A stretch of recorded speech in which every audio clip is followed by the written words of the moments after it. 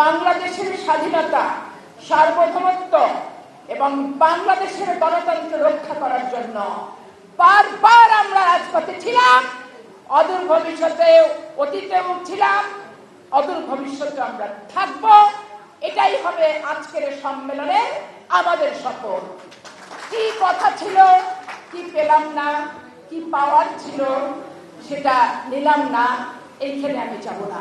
এই পর্যুদস্ত একটা উত্তরাধিকার সূত্রে প্রাপ্ত বাংলাদেশের এই সামাজিক এবং অর্থনৈতিক অবস্থায় আমাদের সকলে সত্যিকারের চাহিদা মেটানো খুবই দুষ্কর। আমরা সকল রাজনৈতিক সংগঠন যদি আমরা ধৈর্য ধরি, বাস্তবতা বুঝি, তাহলে বাংলাদেশ, এই বাংলাদেশ সেই বাংলাদেশই হবে যেই বাংলাদেশের মেয়েরা ট্রোলের শিকার হবে না।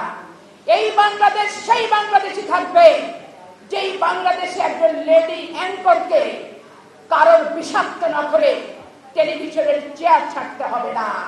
এই বাংলাদেশ সেই বাংলাদেশই থাকবে যেখানে 52% নারীদের অগ্রাধিকার, উন্নতি, রাজনৈতিক স্বাধীনতা, সাংস্কৃতিক স্বাধীনতা পুঙ্খানুপুঙ্খরূপে আমরা ভোগ করতে চাই।